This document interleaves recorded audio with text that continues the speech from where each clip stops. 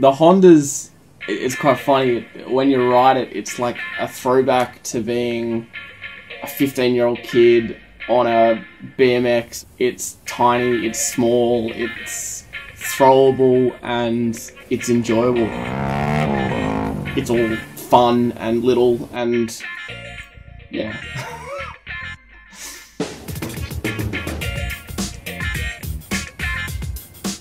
I've pulled as much stuff off it as I can. It's a little bike, it's only got 125 cc's and 10 horsepower or so, so the lighter I can make it, hopefully the faster it can go. I stripped all the engine electronics and airbox and everything all out of it and fabbed up a under-seat pan and rear fender for it myself. I've changed out the wheels to some alloy race wheels, ditched the old 70s headlight on it and all the old 70s lighting, and I've kind of put some laid back bars on it, put a new seat on there to be recovered in denim to throw back to the original bike that it was.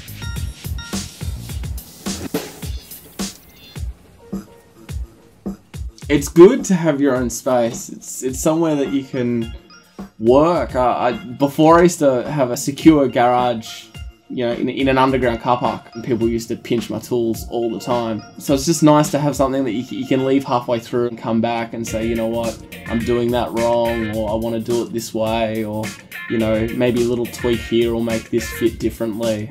The only pain in the ass is carrying the bike up, you know, a flight of stairs to get it in here, but whatever. We can't all be lucky.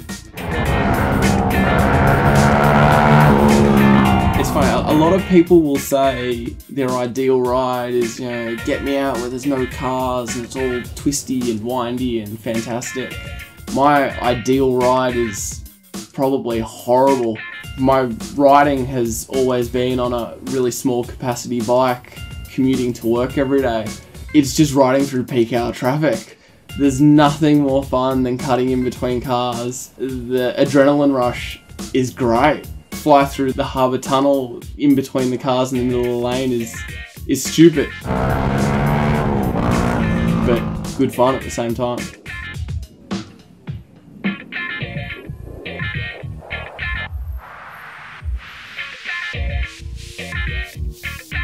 The Cafe Racer bike, I suppose what I enjoy about it is the fact that it just has what it needs to run. When I first started getting into cafe races, it was the fact that it was just stripped down and it was an engine, a carb, a tank, a seat, and some handlebars, and that was about it. Obviously, being in it for a while now, you know, there's then such an in-depth history behind them all, which is cool and amazing. But when I first got into it, I had no idea that existed. I just liked the bikes. I thought they looked cool, and they were just so minimalistic that it was nothing that you could buy in a shop today. I had a funny experience when I was down in Melbourne.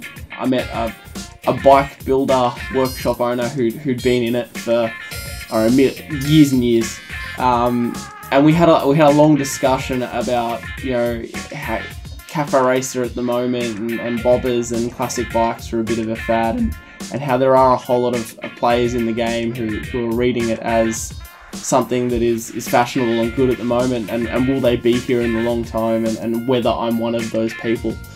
It was funny listening to him rip into me about being young and riding bikes, and at the end of it, we both agreed that it's something that once you get involved in and you do get your hands dirty, you can't just turn your back on and walk away from. It's one of those things that you can't stop, so it's too enjoyable.